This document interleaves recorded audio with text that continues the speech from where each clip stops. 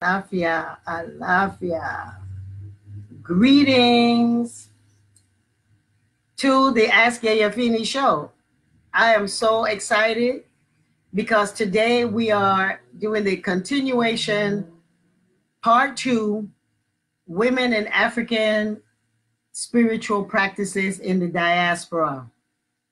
So this episodes we are back by popular demand because after the last show, we had so many questions and emails and texts, and people were even playing the drums trying to find answers to the questions. So, of course, we invited Funlayo Woods, PhD doctor. Funlayo is, of course, a scholar, priestess of Ifa Orisa, an intuitive tarot reader, traveler, and public speaker whose mantra is scholarship, service, and spirit. And so for those of you who listened to the show last week, we gave a whole lot of information as to how and what her path and what led her to Orisa. And so she's a 10-year initiate of Obatala, Oshun, and Ifa. And she's an avid defender of and advocate for the Ifa Orisa tradition. We also have with us the illustrious Iyalorisha Oya Bumi, and she's an ordained priestess in the Ifa tradition. As a child priestess, she came to age with a unique perspective of practicing and navigating traditional religion and culture while living in North America. Her education and professional background is exercise science, kinesiotherapy, yoga, and West African dance, and a whole host of other things. This journey contributed to her passion around nutrition and the importance of whole food nutrition as it relates to performance. She's a certified yoga instructor and has studied, performed, and taught West African dance internationally for many, many years. And so for those of you, this is a new first time that we're going to do Facebook as well as Blog Talk Radio. Yay! Yes, and I am so excited because one of these young women who knows how to push the buttons, and that is creating this miracle for us. I am so happy for Funlayo. Yes. So welcome to the Ask Yayafini show, and you know that the show is the first Sunday of every month, and this is the month that we're honoring Ogun, Aries. This is the time for us to dig deep into the belly of the earth and the belly of yourself and bring out the courage, determination, the willingness to do what it is that you need to do to evolve as a being. And of course, you're going to work with Oshun as well, with creativity. And so the continuation of this show started under the topic of Oshun, which is the water energy, the energy that all civilizations start around two things: water and Ogun. Is Oshun and Ogun, because you need Ogun to clear the land. You need the water for the people to eat, to drink, to cook, to bathe, to fish.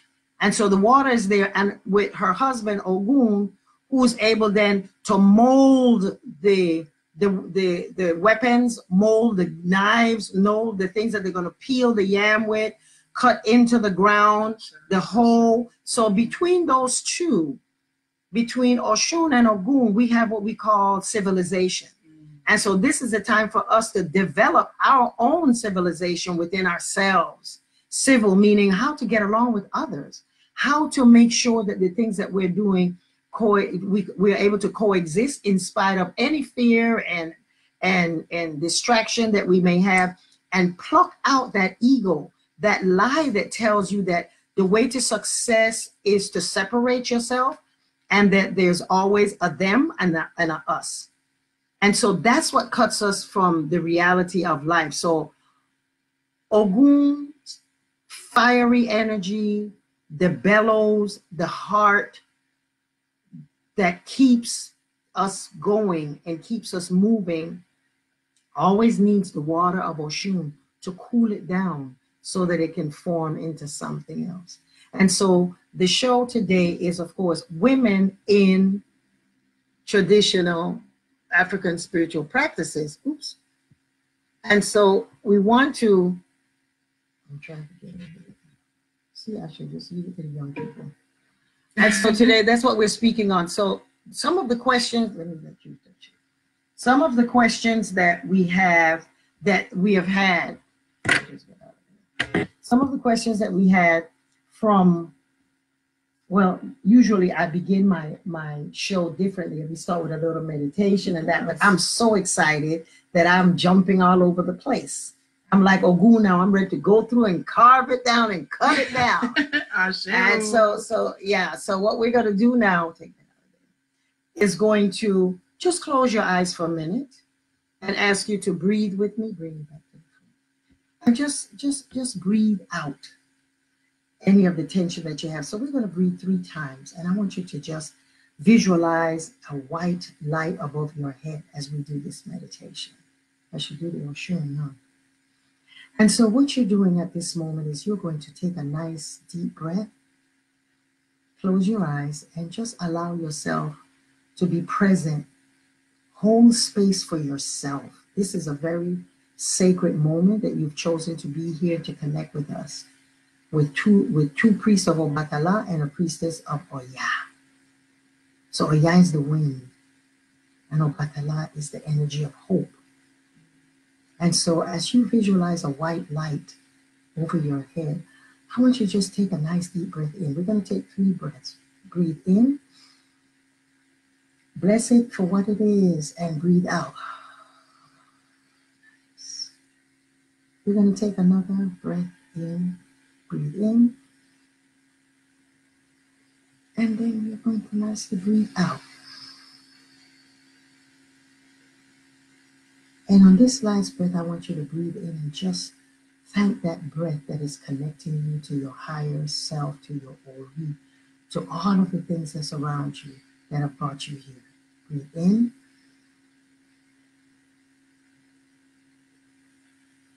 And just breathe out. And just continue with a nice little breathing as I chant a song for Obatala or Ya, or whichever energy comes in at this moment.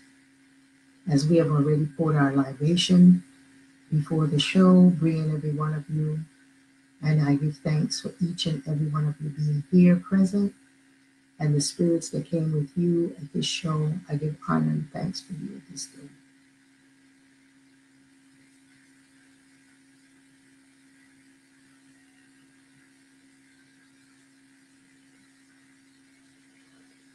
Oh Batala, oh Shala, oh Rishala. Oh Batala, oh Shala, oh Rishala. Oh Batala, oh Shala, oh Rishala. Oh Batala, oh Shala, oh Rishala. Oh Batala, oh Shala, oh Rishala. Oh Batala, oh Shala, oh Rishala. Oh Batala, oh Shala, oh Rishala.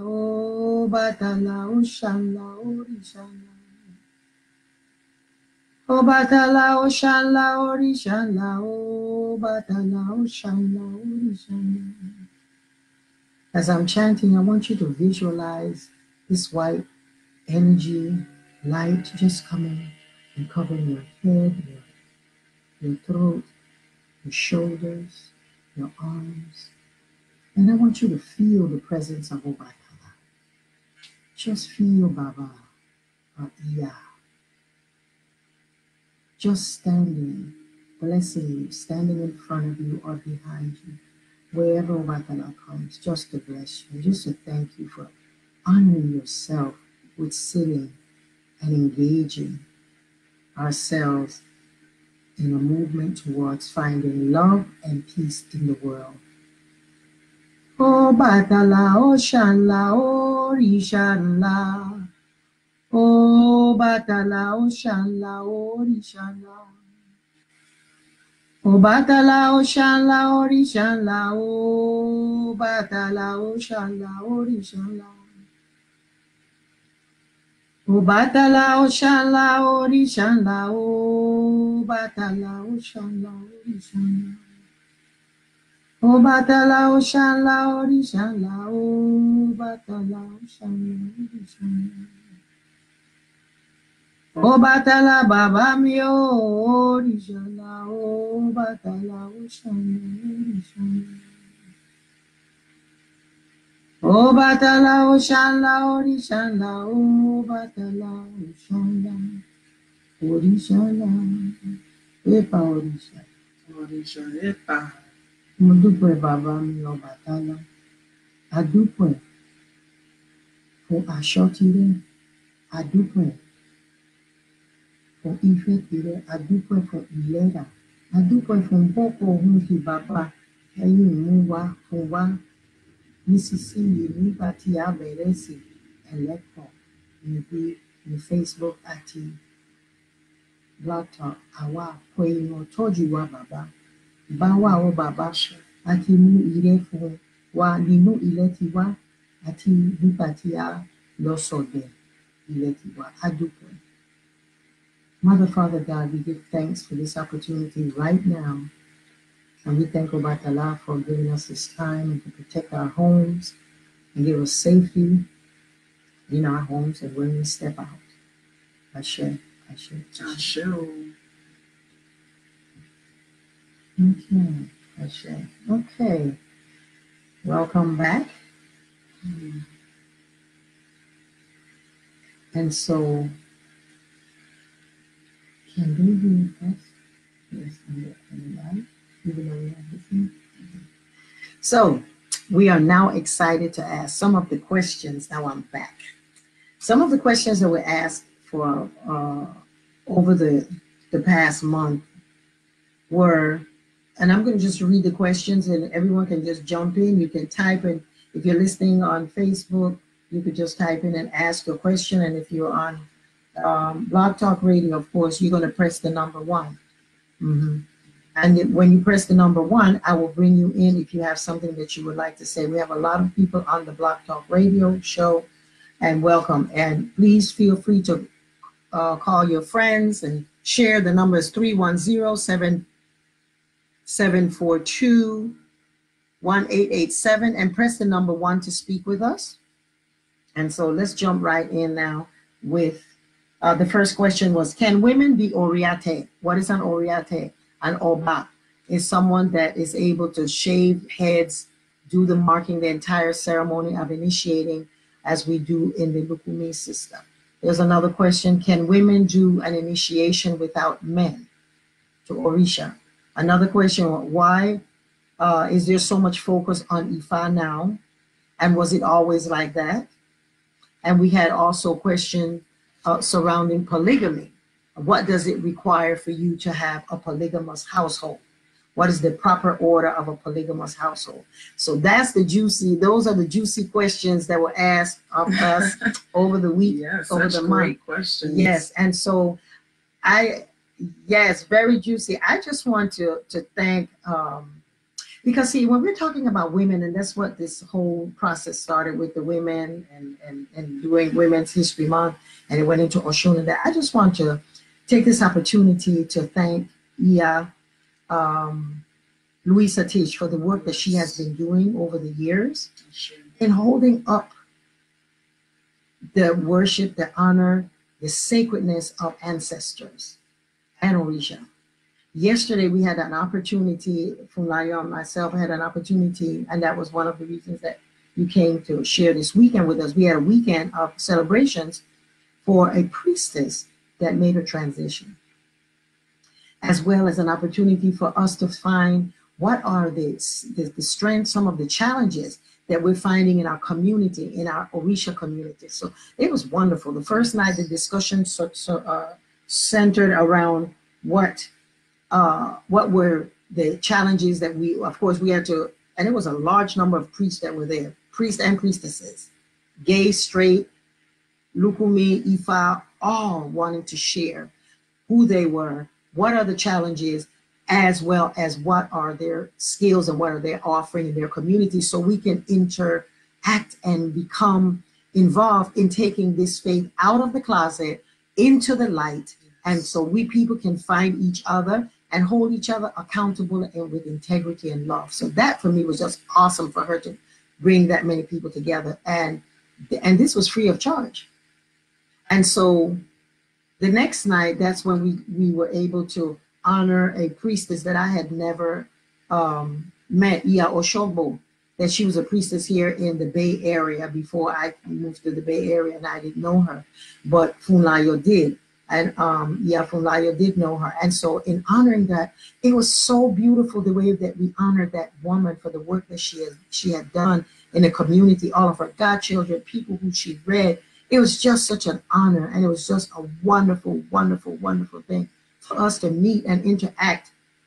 Women from different practices came.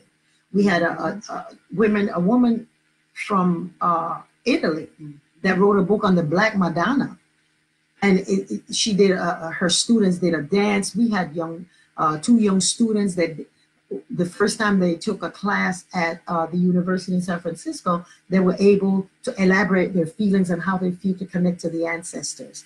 We met, she had a shrine set up of anyone that wanted to mourn someone that did not get the proper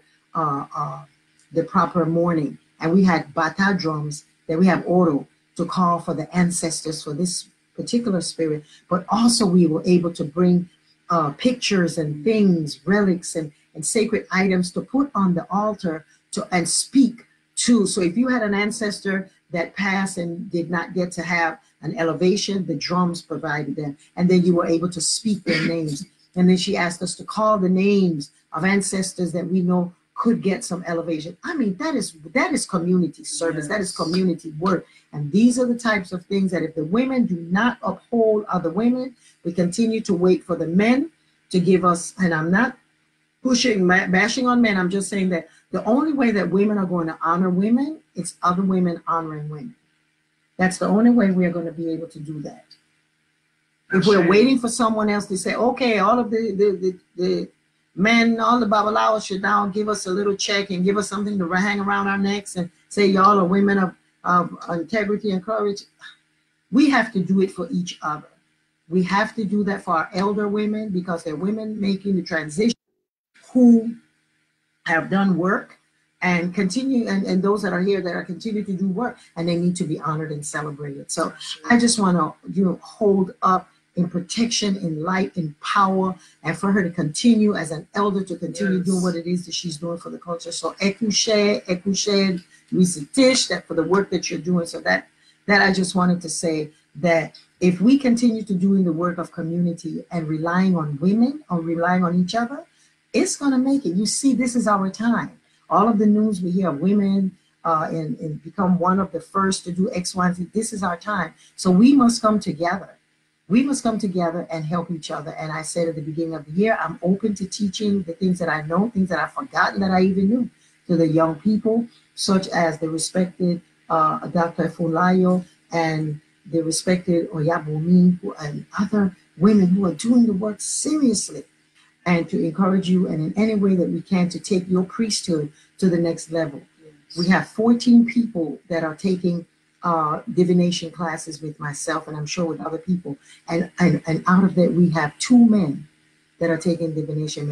So I am so happy that, by the time they're graduating in another year and a half, that I'm just going to turn over when my clients are coming out like, Fulayo, could you read this for me? I'm ready. I'm doing Where in the World is Yaya Feeding? Oyabumi, can you handle these 2 clients for me or these 5 clients for me?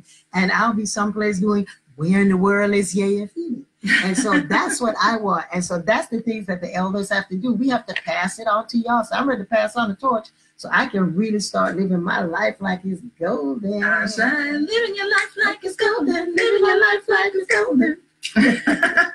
So Now, back to this. I just wanted to big up the women and all you sisters out there that's doing the stuff that you're doing, the womb steams, and you're doing Reiki, you're doing cards, divination, anything that y'all are doing to celebrate feminine principle of power. That's what Oshun did. When they said Oshun, you can do X, Y, and me working with Ifa, working with Orumila, and he had so many clients, and happened that Papa went out of town, and she said, I can handle this. She started reading, and next thing you know, bam, people started asking for her. And that's how it is. And that's how we started. Today we have the Mary Delagoon system. So we must give credit to women and all that we have always been. Right. All we have to do is stand there and look, and we just soak it in, go into our womb, create it, and take care of it. And then getting along as women. When Oya, Oshun, and Yemanja worked in the market, and they were best friends. They were like ace boons, and they had a Legbus, their younger brother, taking care of them. So women have always worked together. When the old lady told me, anytime two women fight, there's a dick in the middle. Ooh. Yes. Ooh. Okay.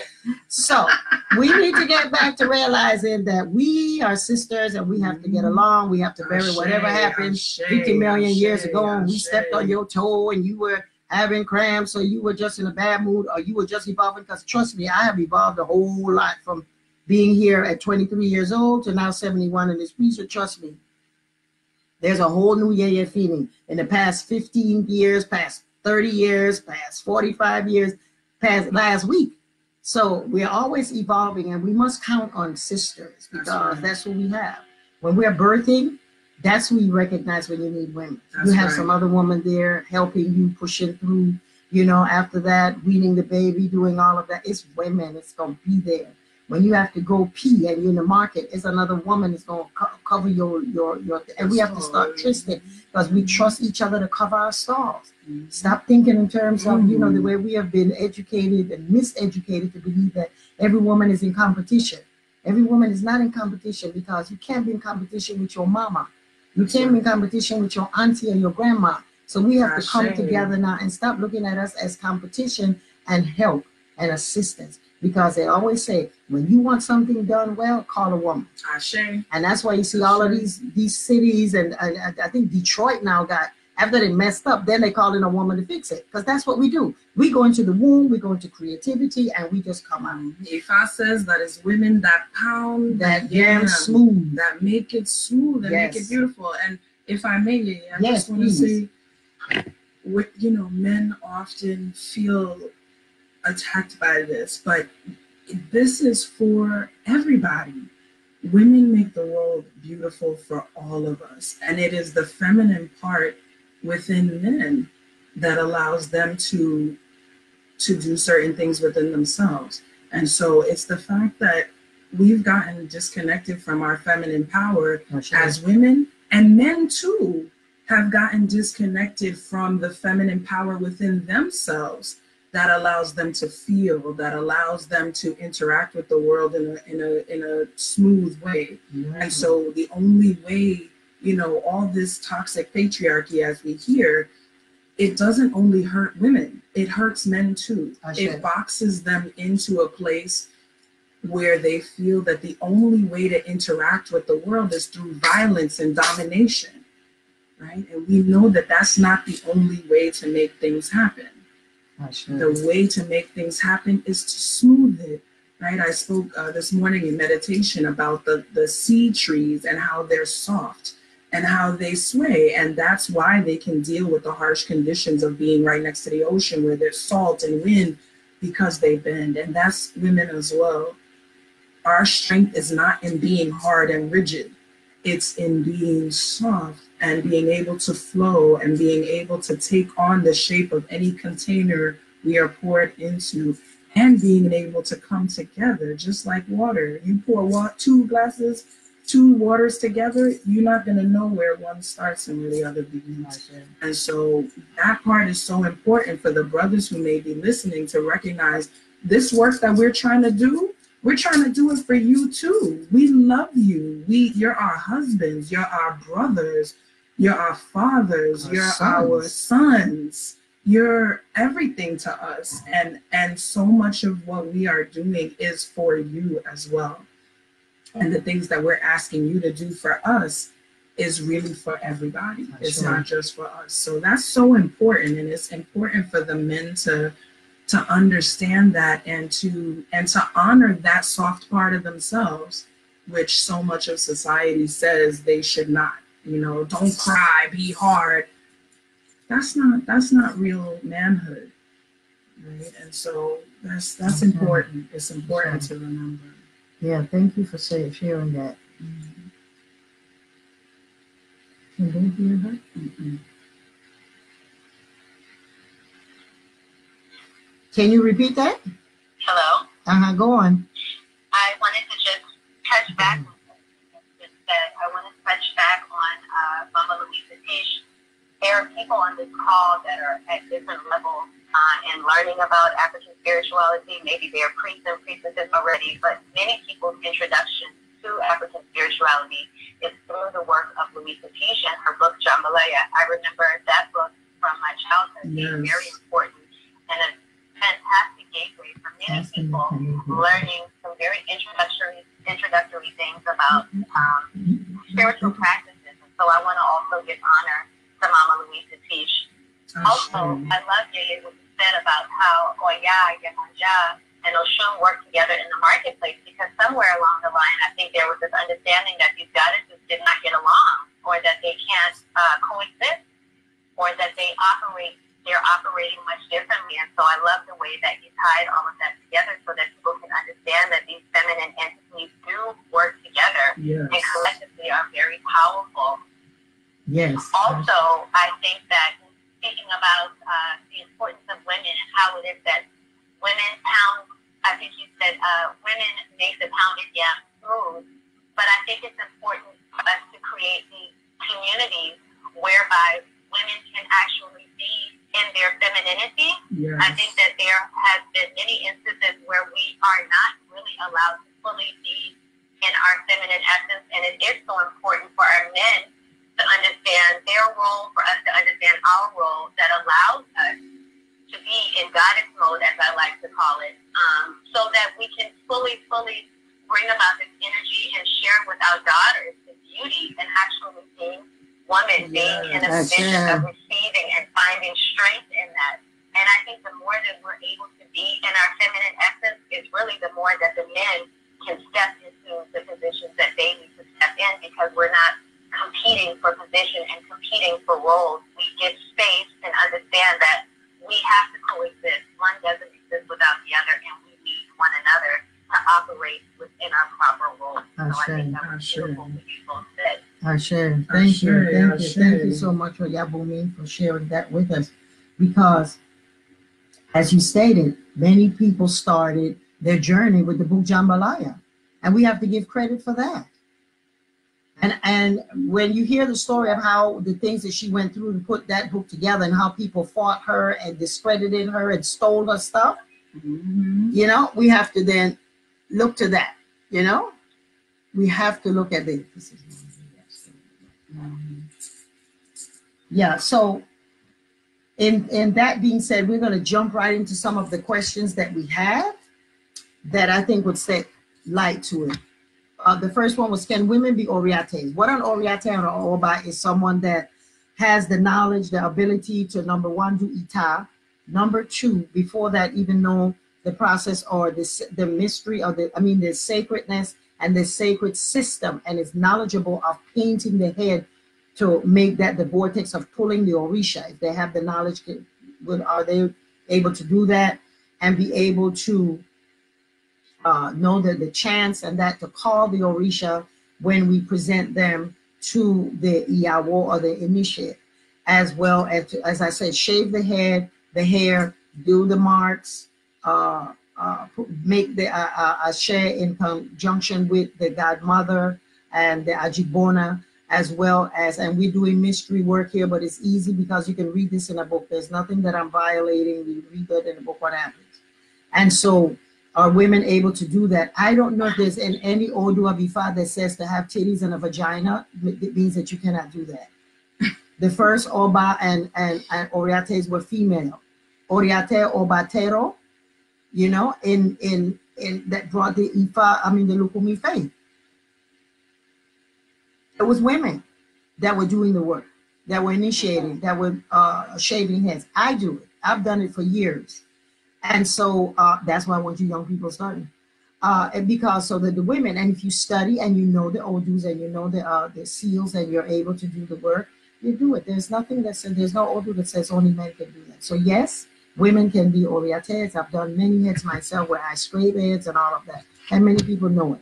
And you know, there's always a controversy, but you know, all of my yawos come up with Ire Mojale. Holla. Thank you. So we love that Ire. That's hey, right. we want Ire. That means that, you know, the yam is smooth. Ashan. That's all that means. The yam is smooth. Ready to dip in egusi. Sweets. Lovely. I don't even talk about egusi. I just love egusi. But anyway, now, can women do an initiation without men? I don't know what would be the point, because if you want balance, you want both yin and yang, you want male and female, you want the mystery of the dance between vagina. I don't remember what's the odu. I have to look that up because I say it often and I don't hear. There's a dance between vagina and penis when they came on earth. There's a whole warrior magic. I can't remember which odu it is, but anyway, so you have to have that to give birth. Mm-hmm. To give birth, you have to have that. You know, you have the receiver and the giver. Mm-hmm. And so in that being said, you have the male and you have the female there. And then why would you want to do that? But the person asked a good question, because perhaps they wanted to see, you know, why the men are taking on the roles of doing all of the work. Can we do that? But whatever their reason was I have actually want to jump in, or Yabumi feel clear to jump in.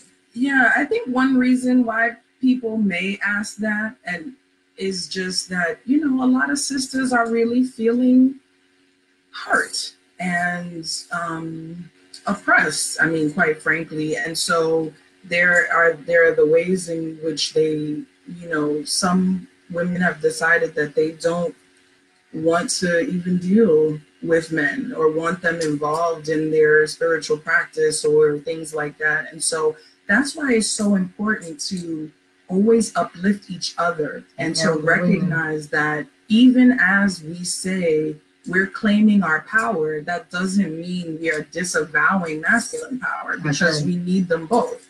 You know, we need both, as Yeye said, giver, receiver. That's how life works. That's the law of the universe, right? Things coming together like that. And so it's important to understand that we're just trying to rebalance, because in actuality, the masculine energy has taken over. That's why we have so much aggression and, you know, violence and war and those energies that are needed. But if they're not in balance, then that creates an issue, right? And so we talk about Ogun and Oshosi, which in some traditions, Oshosi is female and his wife, not his brother, right? And that actually, to me, makes more sense, because when we think about Ogun's energy being hot and heavy, and the energy of the heart and the energy we need to work things, and then Oshosi being that energy that says, okay, I'm gonna take all of that and direct it, show it which way, and okay, let me take all of that. And so that's how our energies work together. And the problem is that they are not working together right now. A lot of that aggressive energy is unbridled and undirected because we're not together, right? That's one of the things about marriage. Marriage is not, you know, people talk about a piece of paper, but spiritually speaking, marriage comes from heaven. You know, you hear the Orisa, the stories of the Orisa, they were married. They didn't go down to the justice of the peace. We're talking spiritually. As this understanding of Odibara, that marriage is necessary because these energies of masculine and feminine needing to be balanced and together and working together. And so that's why we encourage the formation of family. That's why even in our spiritual houses, we use this terminology of godparents, plural, right? It's supposed to be a father and a mother, because the way that they guide is going to be different, right? The mother may be a little more, you know, gentle, nurturing, etc. And then the father's going to put that fire under your butt when that's what you need, right? And so, not to say that neither side can do the other, but that's the part, that's the balance. And so, you know, even as we get hurt as women sometimes, and I've been there, I can admit that, it's important to not reject our medicine, because we are each other's medicine. We are each other's medicine. We cool them, they heat us up, and then we are both warm instead of being too hot or too cold. Yeah. Very good. So the next, Oyabumi, you had something you wanted to say?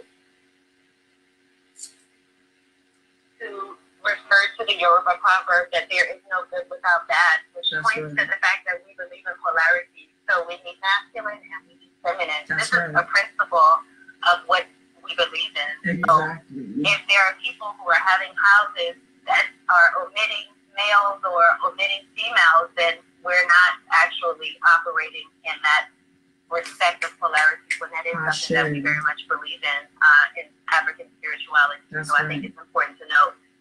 Ashe. Thank you so much. Thank you so much. I mean, that's why this is so wonderful. We have some heavy, wonderful sisters. And this brings it to the point, again, of the reason why we need to support each other is because, and why is it that women need the grouping is because we need to understand the need for elders. The need for elders. And for the women to have a system of honoring the elder women, because these are the ones that's going to show you and teach you the different aspects of yourself as you progress, where they come from. They are the walking schoolhouse that's necessary to bring that kind of understanding that you're saying that some women are feeling that the men are taking over, is because we are not honoring the elder women who have that power. And that's why I see that the faith, not Ifa faith, a lot of people are running quick to Ifa because people are looking for power. People are looking for power because when you look around you, you're feeling that somehow we're powerless because the world looks like it's stacked against the female. So you want to do anything that a female can do to get power. But the way that we're going to have power is to put the women who are elders in the position of knowing who you are, what you want, what are your needs, what are the expectations, and for you bringing the respect that that is required for you to get what you came for and even more. Okay, so that's very important for us. So the next thing, the next question was, why is it so much focus on Ifa now? Was it always like that? Oyabumi or Funayo, would y'all like to address that? And then we're going to polygamy. I know they're waiting for that part. And we did talk about this a little bit last time, so I'll just say briefly that the short answer is no. It wasn't always like that. As Yeyefini mentioned, people are looking for power, and there is this idea that Ifa, as opposed to Orisa or other modalities, holds the highest amount of power. And that's not necessarily the case, right? Every system, every piece of our system has its place. But the reason why Ifa in particular has gotten so much attention is partially because of the Odu, and the fact that because Odu exists and because they've been written down now in some cases, not all of them obviously, but it gives it more similarity to the book face, like Christianity and Islam. And so in the same way that men dominate other spaces, this spiritual space has become very male dominated as well. But it has not always been like that. And a lot of it happened after European contact. Once Europeans started coming in with their patriarchal ideas, they would only interact with the men, right? And this is in Nigeria I'm talking. So when you're talking missionary male priests that would only interact with Babalaos and not female Orisha priests. They saw Orisha as the height of quote unquote idolatry, whereas they were able to rationalize Ifa a little bit as an intellectual system. And so that characterization has still persists today. And that's a part of why you see this emphasis. I'm actually going to talk about this a little bit in my book, which will be coming out. It's called Obi, Divination and the Divine Feminine.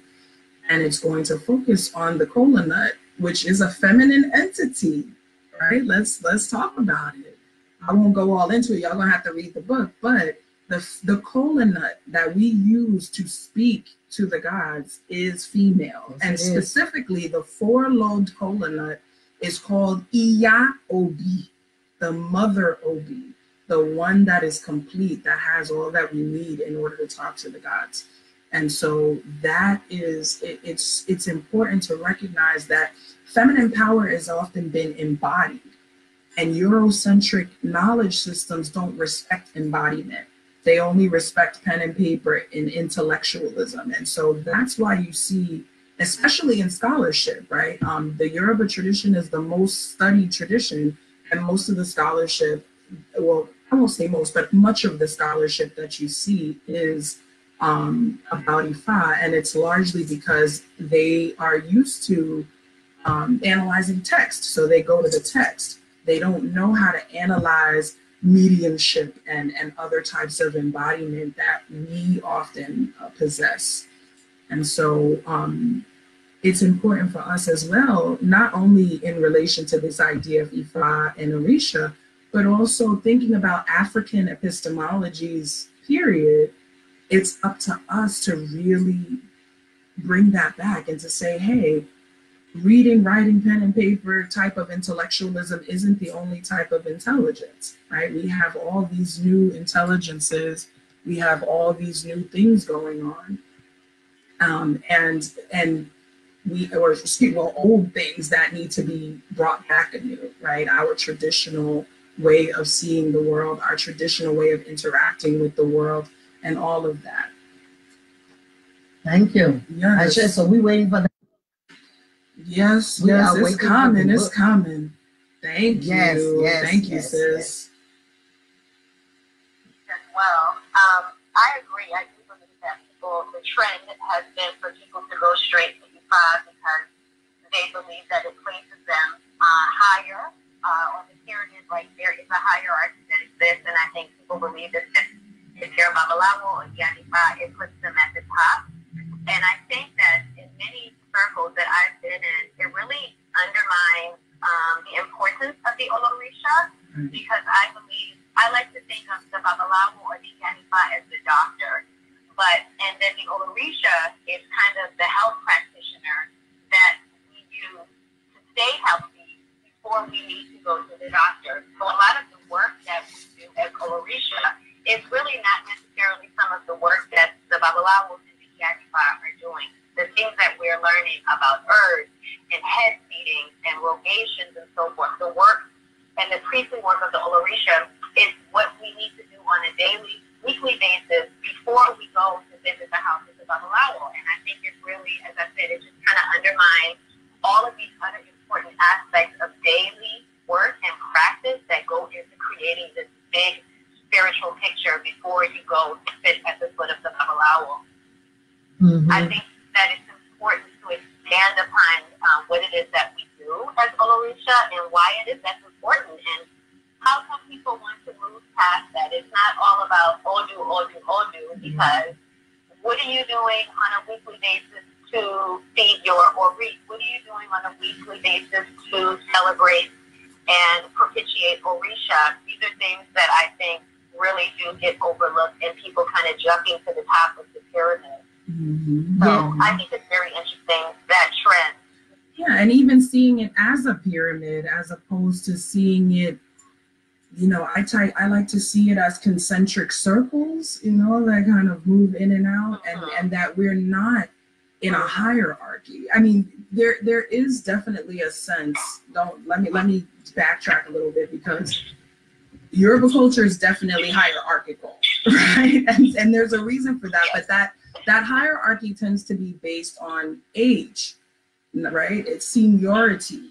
So whether you could be a Babalawo, but an elder woman who has no initiation whatsoever is still higher than you as far as life is seen, because she was initiated into birth to life before you, right? So even this whole idea of hierarchy and folks coming out the Igbodu and wanting to be called you know, Baba this and Iya that before they even know anything, right? And thinking, like you said, Oyabumi, that they're now at the top of this pyramid where they're even higher than somebody who's been studying for many years, right? That makes no sense. Or expecting them to bow down, expecting elders to bow down to them because I have Ifa now.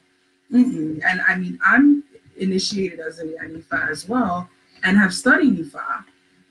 You know the Odu, and I speak about Ifa, but I really have made a conscious practice of emphasizing my connection with Orisa, those epistemologies, emphasizing Obi, emphasizing these other modalities that, as you said, Oyabumi, are on a daily basis, because it's easy to go and let somebody else do work for you.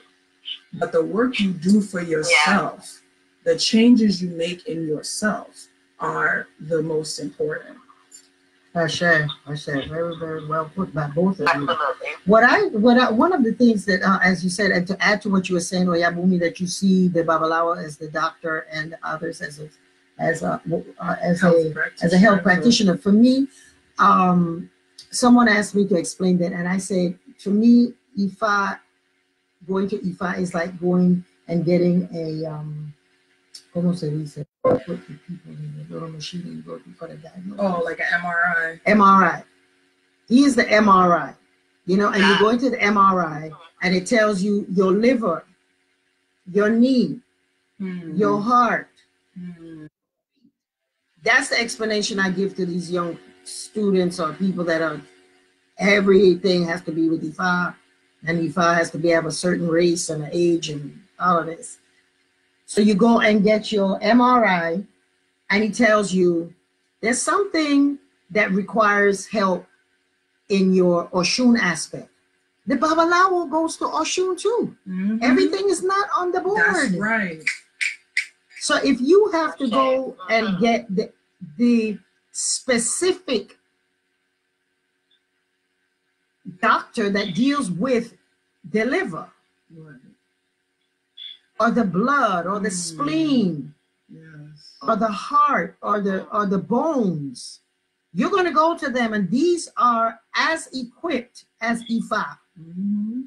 So you go to you go and then you get the diagnosis. You said, I got an ache in my leg, and you said, I think it's arthritis. You know, and you go and you get your MRI, you go to Ifa, and he says, no, sweetheart, there's something wrong with you, you know, with your blood. And you say, what? And then you come to find out that the blood that is flowing in your knee or your leg or whatever it is has nothing to do with arthritis. It has something to do else with, you know, circulation. You understand? And so then when you go into these specifics, because the Babalawo will move from there, and that's why he has Orishas too. Is that you go there and you go. So they're all physicians. One just makes the diagnosis and tells you where to go. Because when you are talking to Odu, you are speaking to the Orisha. When you are speaking to Obara, you're speaking to that energy that speaks to all of the things that Shango is, the will, the heart, the breath, all of those things that's connected to him. So you go in specifically. So when the Babalawo, when he pulls you out of the MRI and he tells you this is what you're going, then he's a priest just like everyone else. He's just the one that's making the diagnosis and sending you over there to do that ritual. He's not going to kill the goat, sacrifice the goat to Ogun. If he is, he's going to Ogun. He's going to Ogun to say, hey, we need to go to the doctor that deals with this X, Y, Y. So to me, that's what it is. So all of them are on the same level. They're all on the same level. That's how I like to explain it. And so, and also with women who are the new term Ianifa, that is, and everybody's called Awo. Hello, it's Awo. So this new term, Awo, you know, Awo. And so you're Awo Ifa. So this Ianifa title, that is, I mean, because we have to do it, I guess, in the diaspora, and it's a new thing. So to know that, you know, this one has breasts and this one doesn't. So when you have the Ianifa, that has just gotten initiated and she wants to go to the top of the thing, or you have a male that wants to run to the top of the thing and say, I have the right to throw a poile, and because I saw my Babalosha throw a poile, and I know a couple of chants, I throw a poile. Every Odu that you get on there has a responsibility to the thrower. To the thrower. Not only the person that's sitting there. That's why you have to know Odu. And that's why you have to understand when an Odu comes, you have to know something before you go up in there saying, oh, I got to do X, Y, and Z, give me some chicken. And that's why today, every priest now, the young priest, they're killing so many chickens like a slaughterhouse. It's like a slaughterhouse. And because people are not taking the time to find out what is your specificity? What is it that you are good at? What is it that you are good at? Is it herbs? Is it manning the room? Yeah. Is it knowing exactly how to paint a Yawo's head to call Shango and Oshun? There's a vast difference between that. 2 little dots can drive the Yawo crazy and kill the godparent. Okay? So it is science, and it takes time, and it stays sitting at the feet of an elder to learn. Right. You can Google it, but you get into that room and you may only know verse 1 to 16, and verse 17 and 18 come up and you're like, oh, what happened was, you understand? What happened was. And you can't do that. You cannot do that. You owe it to yourself, because holla, who's going to get the trouble? Not the person, because they're innocent. You, the diviner. So you have to be careful when you're throwing these old news, because you read a couple of things that you're ready to be a Ianifa that is throwing a boiler and making things and can't chant the Odu, don't know the Odu, don't know the taboos of that Odu. That when you open it on the mat in your house and the patient is gone, what do you do to back and close your thing? Preach it. You understand? So this Ifa thing, you know, people I had one woman that came and as you were saying, that it depends also on your Odu. Because you can be a young person initiated and everybody has to take their headgear off and dobale to you because of your Odu. When your Odu comes and fall on the mat, I don't care who is the oldest one in there. That's the Odu that's on there. And you take your thing off and you drop your head to that Odu. It's not the person. Right. It's what they're bringing. That's right. So I just wanted to get off the platform of that. It's a whole nother class. We're supposed to be talking about polygamy. But this might have to be a part 3. Right. Spirit's moving, and we got our folks here. Okay, so we are at 310-742-1887. If you have a question, we only want questions. Please, if you have a question, we want you now to press the number 1.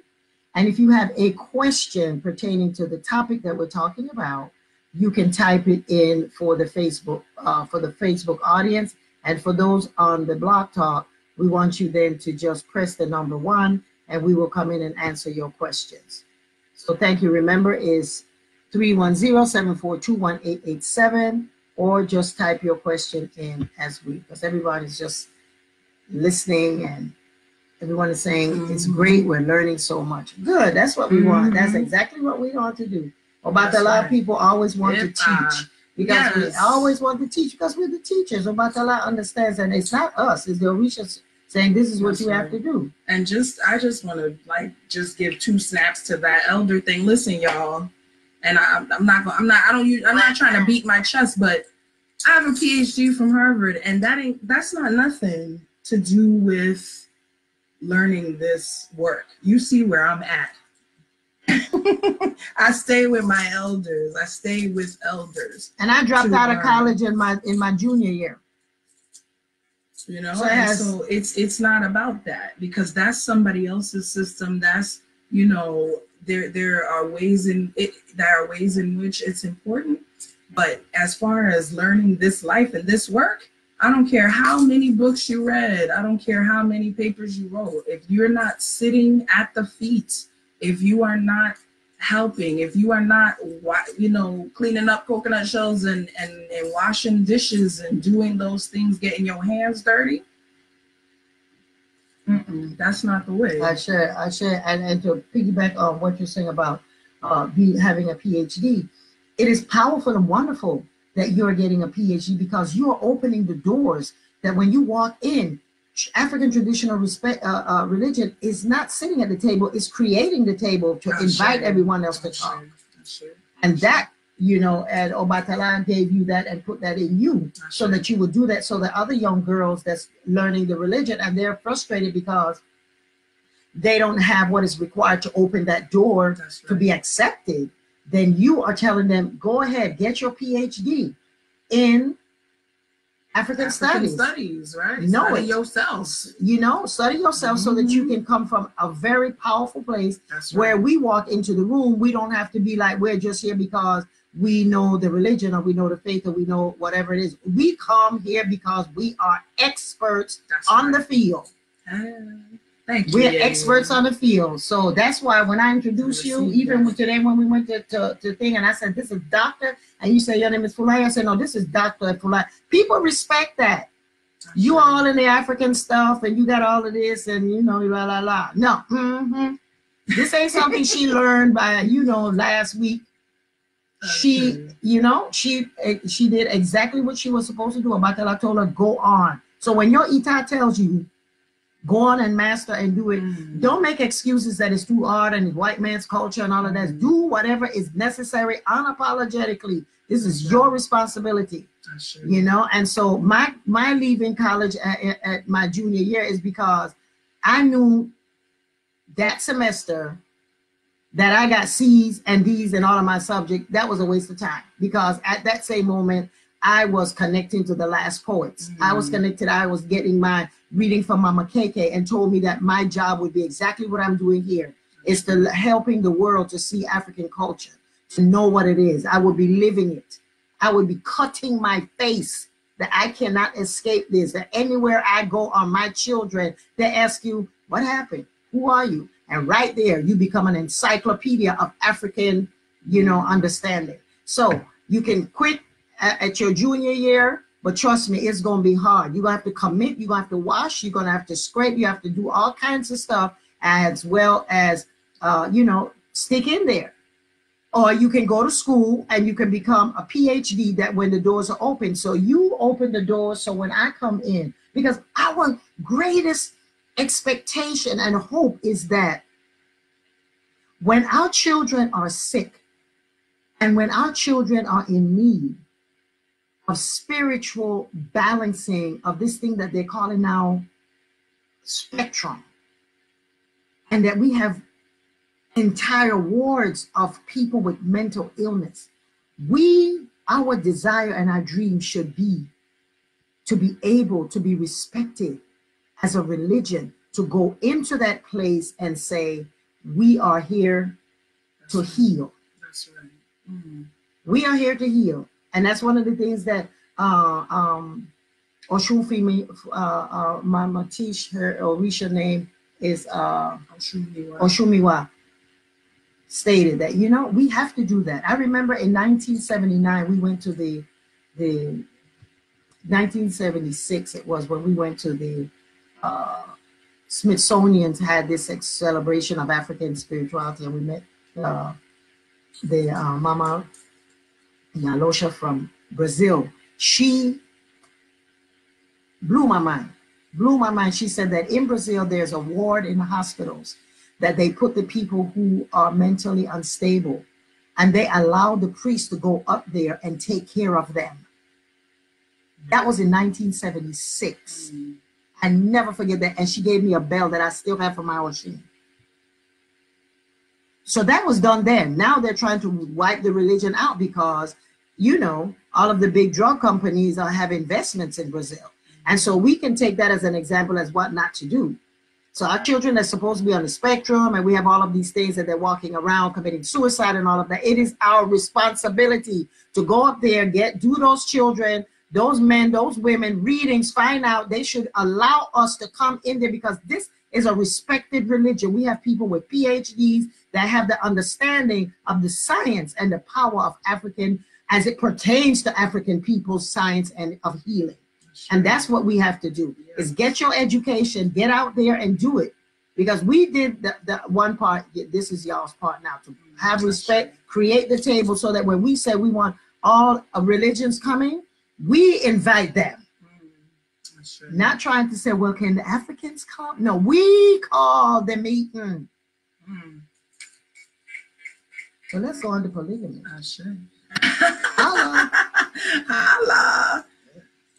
Oh wow! Well, you got us. You preaching up in here tonight. Spirits moving. Okay, so now we have we've been on our hour. Okay, we're good. So where do we want to start with the polygamy thing? I want you to start because you were speaking about polyandry and polygamy. I want you to speak. So, well, I just, I'm working on an article right now, and I wanted to give a little sneak preview because the last article I wrote, which you can check out on Medium, it's called "A Look at Polygamy in Black America," and it talks about this idea of polygamy, both from a traditional kind of marriage perspective, but also other types of poly lifestyles. And of course, the biggest question is always, can women do it too? What about polyandry? What about polyandry? They're always talking about multiple wives. What about polyandry? So I said, I'm gonna write me an article about it that I've been working on. And I discovered that, so to answer that question, what about polyandry? There are actually 6 types of polyandry.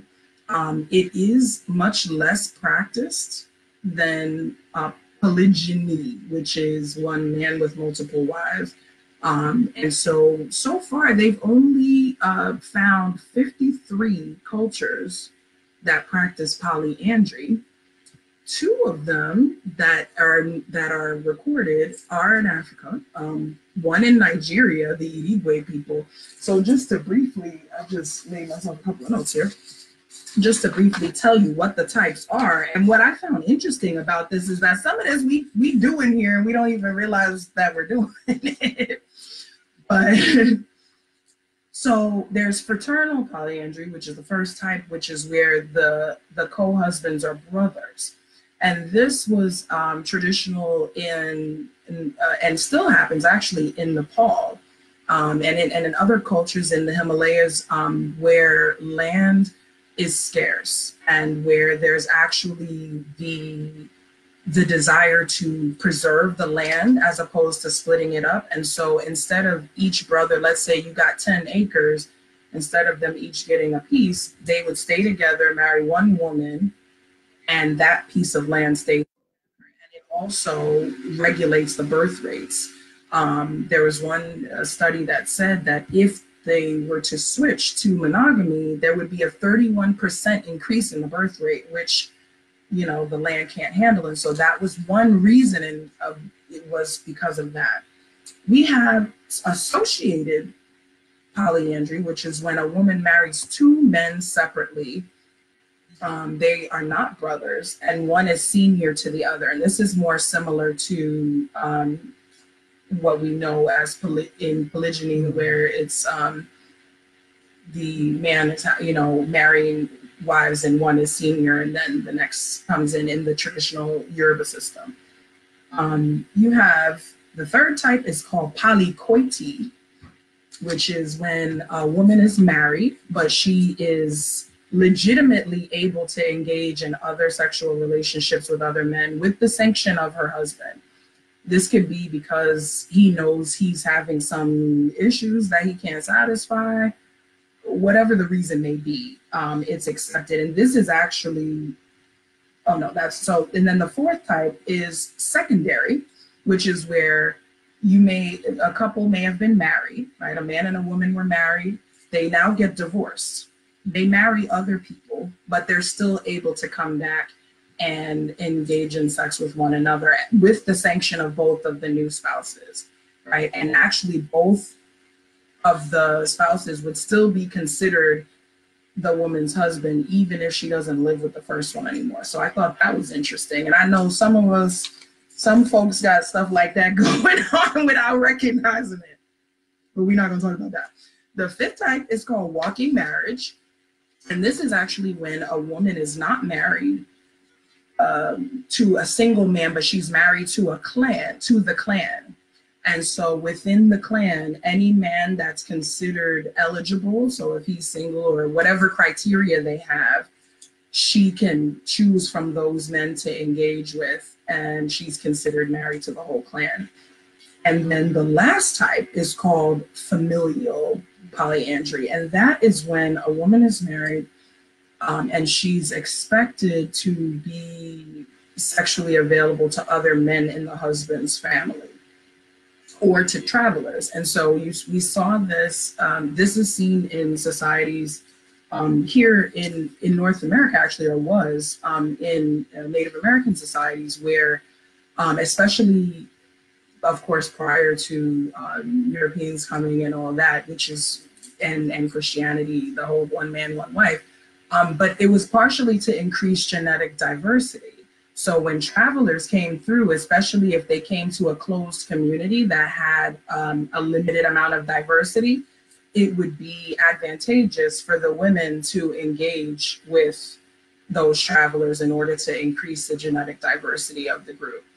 And there's also this idea with the polycoity piece. I just wanted to point out that it's not just about the woman having sex with other men, but those other men are also considered her children's secondary fathers. And so what that did was set up a social system in which if something happened to her primary husband, she already has a built-in a secondary husband who can then step in and help take care of the children, give them what they need, et cetera, et cetera.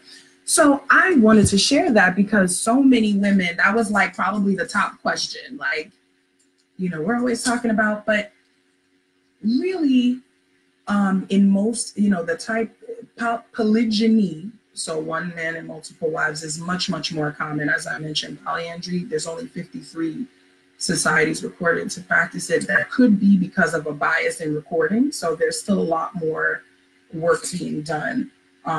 But women, you know, we tend to come together in a different way. And in many societies, it has tended to be men that were in short supply, so to speak, because of war and other things than women. And so it would make more sense so that everybody could be a part of a family, right? And so this is one thing I just want to mention before I stop. The whole purpose of polygamy, especially when we're talking traditionally and within African societies, is to ensure that everybody is a part of a family. That's right. It was not just about having sex. It wasn't about just men getting to do what they wanted. It was to say that if we know we do not have enough men for every woman to have a husband, then instead of everybody just doing a grab and snatch and whoever's left is just left, those who didn't have would be brought into families so that they can have their children, their protection, their community of help and things like that. And so what I'll say, you know, because another question that came up was about, you know, what to look for or red flags, things like that. Especially if you're thinking about polygamy from a traditional point of view. Now, the other points of view, that's different. But if we're talking a traditional point of view, any man that's trying to bring in a second wife or a third wife, first of all, conversations should be had between the women. It's not like he just comes home with you one day because he already started seeing you and just, no, that's not the way it works. It starts from the women because it's understood that the women are the ones who are really going to spend the most time together. How long? You're going to be cooking together. You're going to be with your kids, raising your kids, all of these different things. You're going to be sharing space in various ways, even if you don't live together. And so family is the reason for this, and the formation of community. And that's why it's so important that we begin to really do this work to heal the relationships between men and women. Because quite frankly, we ain't got monogamy together. A lot of people trying to jump into polygamy and don't even have one stable relationship. Come on now. Right. Let's like get, you know, it's important. Hold on, what did Oyabume say? Oh, yes. What did you say, Oyabume? I said, yes, we need to master monogamy before we open up our relationship.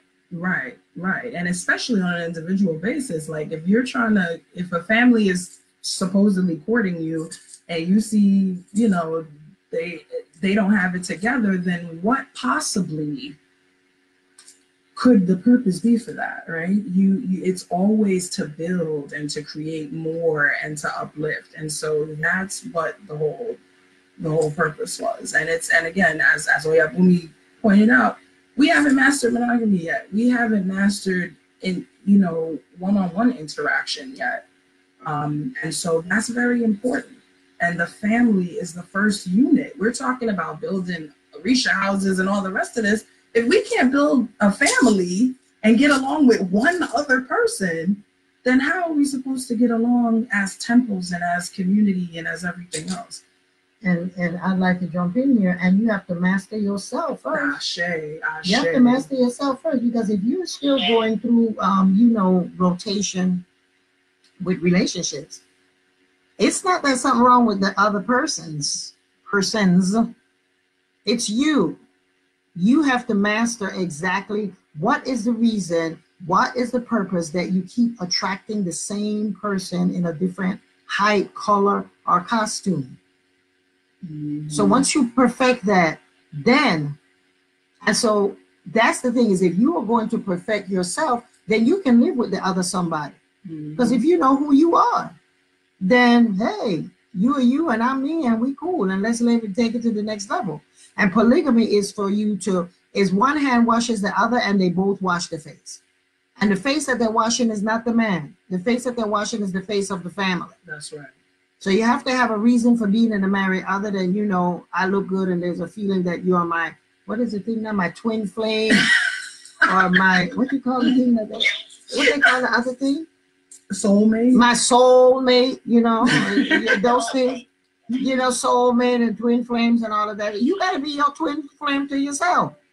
So that if you by yourself, you have to love the fact that you by yourself. Because obviously there are things about yourself that you haven't even discovered if you're feeling sad. And I'm not saying loneliness. I'm talking alone, to take the time that is required for you to evolve. A lot of us are just trying to learn that and accept and be honest about the traumas that we've been through. Mm-hmm. We have been through traumas. We're talking about families that were yanked out of understanding who they were, and then living in a society that is organized for the destruction of the male in your culture. It's organized to destroy him. Then the foundation is going to be weak. So all of us have been through trauma because of that, because we have a system that's organized against the empowerment of our men. So we have to do the work that we need to do to heal ourselves so that we can have them in a place where they recognize that we are their healers. Mm-hmm. They have to be in a place that recognize that we are their mother. Mm-hmm. We are their sister. We are their nurse. We are the ones that's going to have a soft place that they can rest their heart and their head and cry. From an organized system, organized system of destroying them, they have to feel at home. When I look at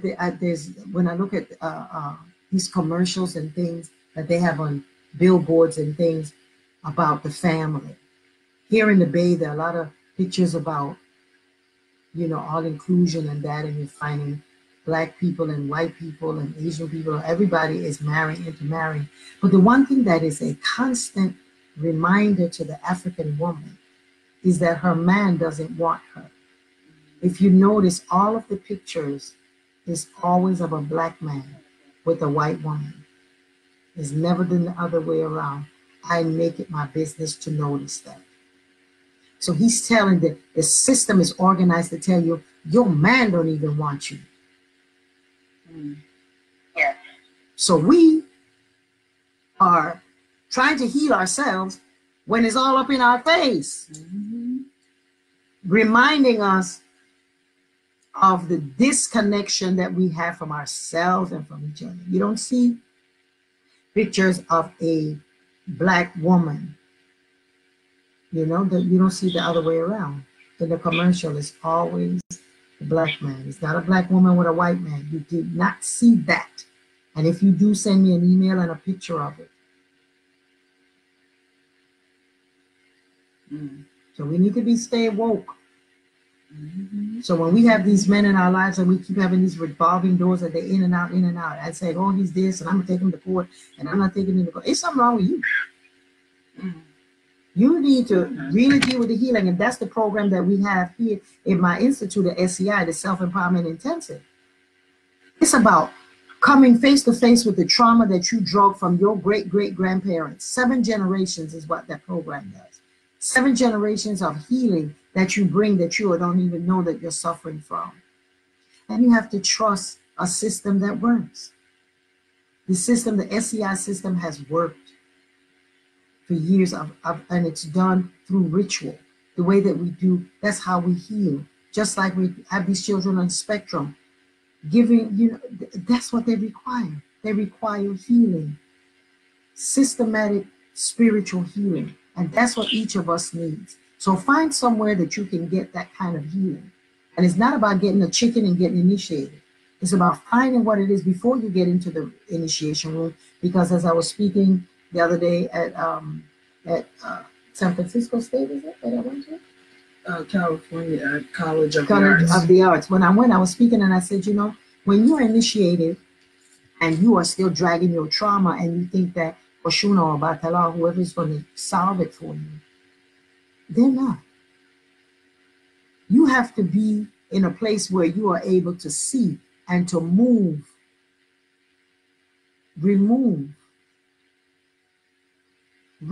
what it is that is causing you to feel self-loathing, to feel that emptiness in your inside that stops you from feeling complete. Your Orisha is not going to do that. You got to find out what is the cause. What is the symptom? You have to know what it is that does, so that when you get and you sit on that odor and you have that paint and you have that seal and you have whatever it is that it seals it, what you're sealing is you healed, is just adding to your power. Does that make sense? So it's adding to your power. It's not creating this new thing that because you made Jongo, you're now a king, and you're an alcoholic. So you're an alcoholic Chongo priest, okay? So what's wrong with that picture?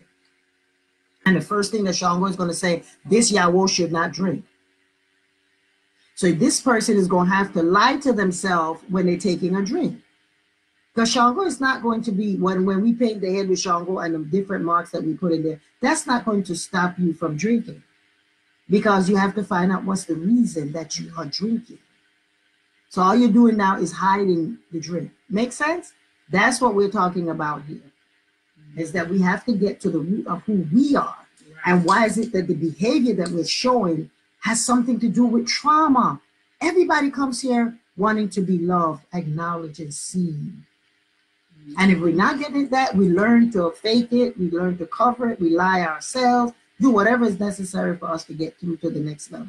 So once we start telling the truth about ourselves, then we'll be able to create these families that will stay together.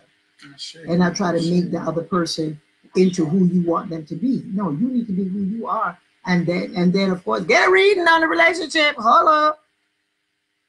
Because the twin flame thing, get a reading. Find out if the twin flame thing is, do you need it? Do you want it? Are you feeding the illusion? So that's my take on that part. That's a very good take and the right take. That's why you're the Iano day. Make sure you. Okay, any question? Yes. Are these people all? No, nobody's put their hand up. Everybody's just listening. They have to press it, and then there's a little question mark that comes in. They're just listening. Press the number 1 if you want to speak. That's just us. That's us. That would come up. See that?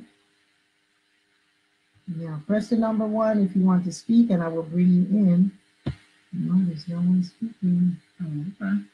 And out here, there are people just making comments on Facebook. We're asking if you have questions, because we can get into, Somebody had asked earlier about why there are different roles for men and women. Oh yeah, this is important. Somebody says, Polygamous women, Omini Adesanya said, polygamous women must also have a very serious discussion around rules of inheritance, especially in the West. As laws are written, only the legally married wife will control the resources at the husband's demise. That's true. And so the way, we have to understand in all that we're doing in African spirituality that a lot of it is not supported by the laws under which we live. And so we have to create our own things. And so, yes, if you do find yourself in a polygamous marriage, especially if you are the second coming in or the third, it's important to draw up your own contracts between you all because that's going to be important. So thank you for that. Very, very important, because what the Japanese used to do when they doing after the war, when they were putting them in concentration camps, and they came here with polygamy, they would tell the people that the other wife, the second wife, was his sister, and that's how they were able to keep their practice. Wow! So you look at that, dropping jewels. I can't go. Oh, it's not letting me scroll back up. No, really. It's not letting me scroll further back up. But the question was why there are different roles for men and women in Orisa, and also this idea, as to whether, or the feeling, whether true or not, that some roles are higher than others. And we touched on that a little bit. But in general, there's different roles because we have different strengths and we do different things. And I think the question asker also mentioned that we have different strengths. We do different things, and we're supposed to do different things. And as Yeyefini mentioned, and as Oyabumi mentioned as well, there is a sense in which we have been disempowered, or our work as women, right? Like when we think about cooking and cleaning, people say, oh, I don't want to cook and clean. That's life. You're not going to live if you don't eat. So it's not like it's some little grunt work that's being done on the side that doesn't have anything to do with life. And that's the reason why women's work often doesn't get value, right? Because it's often in the, has been traditionally in the domestic sphere in many cases. And so because we're doing things on a daily basis, it's like air. You don't even realize that, oh, I'm breathing, right? You don't even see it because it's just so smooth and it's flowing around. But if it's not there, then you notice, right? When we gone, like in Oshetura, when Oshun was decided she wasn't gonna do nothing because they were ignoring her, then they noticed, right? Because oh, wait a minute, the river's done dried up, and wait a minute, the food ain't growing no more. Babies are not being born. Ain't no babies coming. Wait, what's going on, right? So my baba Fakunle, Ifakunle, shout out to him, my nice teacher. He always says that it's okay for women to want to do what men do. But when women stop doing what women do, that's when the world will crumble. Oh, sure. Right? And so it's not to say that we can't do the same things that men do. We certainly can. But as to whether we should or not is a whole other thing because of energy. So one place where this really comes up a lot is with sacrifice. Right, in terms of, and I'm speaking specifically about animal sacrifice or the taking of life. Traditionally, women didn't do that. Why? In almost any system, because women are the holders and creators of life.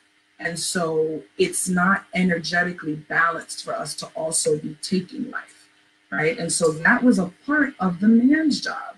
Also, because when the male priest drew blood from the animal, that in some way that was his, a blood sacrifice coming from him. We make a blood sacrifice naturally every month, right? And so that shedding and that blood and that kind of thing, we already have that going on. And so in some cultures and traditions, and in many cultures and traditions, you'll notice that men's rituals are more intricate and they got to do a whole bunch more stuff to try to get it. I mentioned this last time where we already are, right? Odu is the womb of creation. It's a feminine entity. It's a feminine power, which is why we don't need to receive it or anything like that. We already have it. If you're born with a womb, you've got the power of Odu. It's the power of creation, right? And so the problem has been that it's not the fact that there are different spheres, it's the fact that the women's sphere has been devalued. Okay. And so that makes us want to abandon our sphere, If everything tells you that what you're doing is not important, you're like, okay, well, let me go do what they doing over there because that's important. No, what we do keeps the planet spinning, right? If we stop doing it, if like that, the whole there was supposed to be a day without women, and you know, if that had actually happened, the world would have ended. Right? We were all supposed to just stop and not do anything for that day. And if we actually do that, right, for one day, we will never have to explain our importance again. But we have to understand it, and we have to believe it first. As women and as Black people, as people of African descent, many of us still hold, you could put on all the galas and African fabric that you want. That's not going to change internalized anti-Blackness, right? As Yefini is saying, it's not about, it was said before, it's not about anything external.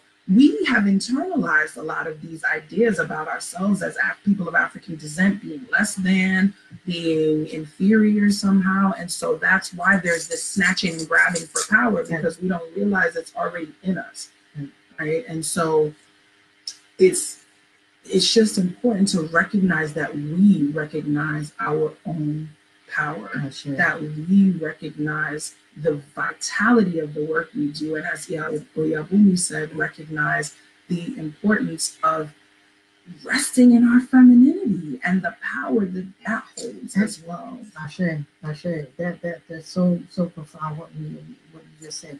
And one of the things is that I remember when we were creating Oyatunji, which is the seat of all that we're doing now with African names and African clothes and all that, we were the ones that started this.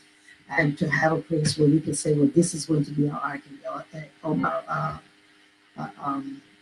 I definitely started. When we were founding it, I remember we had a 2-day conference with just the priests, because there was a thing came up that men and women are inferior to each other.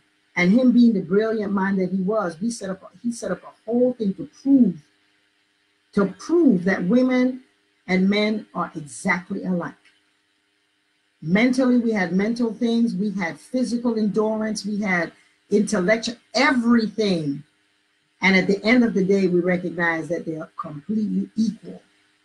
Now, that's one level that we understood, and then he took it to take it to the next level, to recognize that is not normal. We can do the same thing that a man does under duress or when it's necessary. But when you have that male energy there, that's what it's there for.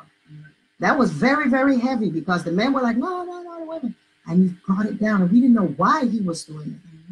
And he brought it down to let us understand that's exactly what it is, that women can do the same thing. And until we recognize that we can do the same thing, but that the roles are defined differently on a long-term basis, because a man can go and chop down a tree, and a woman can chop down a tree, but the way that God created man with the muscles to support that machinery to do it is not necessary. Our power is in the womb. So I just wanted to say thank you. We have like 30 seconds. We have 60 seconds before it closes out. Yes, because it's for an hour and a half.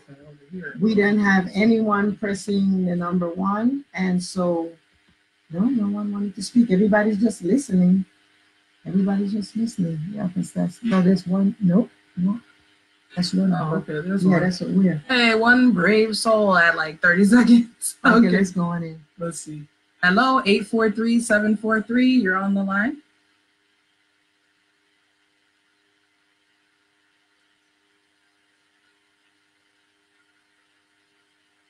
Did you press the 1? But nonetheless, okay, nonetheless, go ahead and just ask your question, because we have 30 seconds. Okay.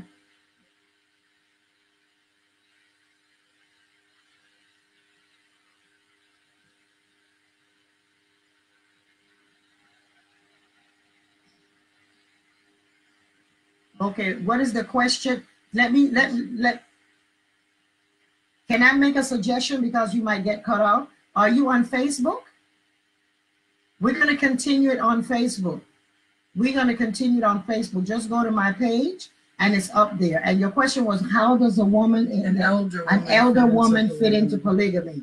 So I'm going to go ahead and end the show and then go on to Facebook, and we're going to continue on Facebook for another few minutes. Okay. So thank you for those of you on Blog Talk Radio. Make sure that you go to yayafini.com for any questions to what we're doing, where's Yayafini, and how to proceed with Yayafini. Ashe, thank you. In terms of Facebook, we're still on.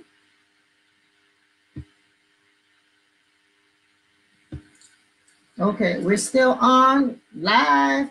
So the question was, where do elder women fit into polygamy? Okay. And that's a great question. I think that, recently I saw one of those, it was a little documentary about two older women, right, who were both retired best friends, and one was married and the other one wasn't. And the one that was married asked her husband if he liked the friend and if she could come and be his second wife. Why? Because she didn't want her friend to be alone. She said, we're best friends. We would love to live together anyway. We would love to, be together and have this togetherness. So why can't we do that? And the husband accepted, and so now they're co-wives, and it's a beautiful thing. And so I think that there is a big place for older women if we are able, depending on how we're able to come together. And even I've known personally an elder woman who married into a family where they were already co-wives and the husband was younger, in order to assist, right? Because she didn't have family and she had never had children. And so, in order to have that experience of the children and the family. So there definitely, there is space for everyone. And again, understanding that the whole purpose of polygamy and the reason why traditionally many Babalawos ended up with more than one wife, even though Ifa says that one wife is best, right? Because when they're two, this happens, when they're three, this happens, when they're four, this happens, right? And polygamy has usually been practiced because it was needed for a purpose. But many Babalawos traditionally ended up with more than one wife because they were able to support. And if a woman came to them and said, Baba, I need a husband and I need support. It's all right, 3 children and I'm a widow. And I have children, I'm a widow, I need support. They would have to cast. And if Ifa said they should take that woman as a wife, that's what they were supposed to do. Right? Take her into the compound. We also have to recognize too that there are different meanings to being a wife and a husband, right? So it's not always sexual. So we have in some cultures in Nigeria where there are women who have attained a certain status, as we mentioned last time, where they have women that are called their wives, right? That they take care of in a certain way. And so it goes back to this, what Yayafini was saying about this balance of energies, right? Who's providing the resources, who's pounding the yam, who's bringing the yam home, and who's pounding it, and thinking about those ways of working together. Okay. But there's room for everybody, and that's the whole point of this, right? African spirituality has room for everybody. It has room for the children. I talk in my book about how the littlest child, when I was in Nigeria, a light bulb went off in my head because I saw a little child, maybe 2 years old, maybe couldn't even speak yet, reading Obi. When the Alafia fell, they were up there with the movements. When Ishegun fell, they were knocking on the floor. They know, right? And so you can be from the babies to the men to the women. There is space in our tradition, and it's built in such a way that it is for all of us, and that is one of the beauties of it and why we love it so much. I share, and to corroborate what you're saying, the room for elders or elder wife is wisdom. She's going to bring wisdom into the family. When two younger wives are arguing over the stuff that young people may be in a different stage of their development, and it's important to them, an older wife becomes a mother. Yes. And so she is able to help and to guide them. Mm-hmm. And you always also, along with what you said with best friends, there are also people or sisters who marry two sisters, blood sisters who marry a husband. Right. And it seems from outside that it's ill, because you're looking at it as some kind of depravity because you're looking at it from a Western understanding as to what it is. What I want to see and what I would love to see and understand is that we have to now stop talking about it because people are creating these kind of polygamous houses and polyandrous houses and families and that. And we need to have some basic guidelines for the people who are doing it because they're stumbling through it. They're stumbling through it because it's a system that works. It's not a sin. It's not immoral. It is really uplifting that all the children have a father. Every child knows who the father is. He's able to take care of them. But we have to have rules to help the young women who are going into it and being duped to believe that it's just about a panty game. So having older women setting up the guidelines, setting up the guidelines as you would be setting up the guidelines for your own daughter, and then you'll be able to then find the kind of thing that we need to, as people come to create what it is that we need to, for us to survive, for us to get back to being family, because we are very family oriented, very, very much about family. That's why, as you said earlier, we have to have parents. We have to have both, to hear both sides, the yin side of you, the yang side, the aggressive, the passive, the giving, the taking sides. And so with that, then the older women who are in positions, who have done their work of dealing with their trauma, are in a position to say. So you'll have to really seek well, and there are women out there that can do that. To know that and recognize that it's not about sex. It's not about sex. It is about families coming together to join together to create something to leave for the children. That's right. That's what polygamy is, And so if we look at it like that, we can then start calling an ace an ace. As African people, we have to recreate it, because if we leave our men out there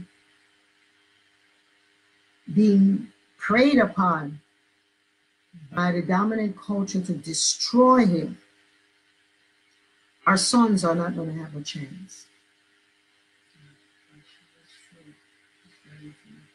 So that's what I would like to say in parting. If there are any other questions that anyone would like to ask. Have you all seen successful modern day polygamous relationships either in the States or Nigeria? Yes. I have.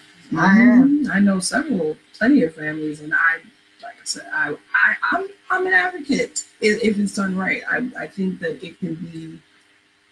It's a part of what's needed, quite frankly, in terms of bringing a lot of things together. And people are doing it. They're just not willing to be honest. And this, again, is where this comes in, right? How many people do you know? How many brothers do you know who have 2 or 3 baby mamas, right? That he's not married to any of them. He's maybe still sleeping with all of them. And they all know that, right? Their children are in these silos.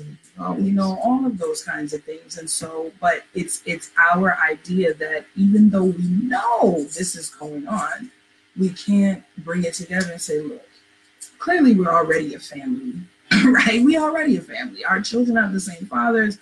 We're fighting and nonsense is going on. Let's bring it together, right? Let's see how we can make this work. But as Yaya Fini said, we've lost touch with a lot of the things that make that work, and elder women are one, because in traditional systems you would have the Iyale, the mother of the house, who then is the head of the house, and each wife that comes in afterward would be trained, right, and would be taught how the household works and all of these things, and there were systems in place, and so that's what it takes. But yes, it definitely can work. And to answer to the question of have you seen successful modern day polygamous relationships?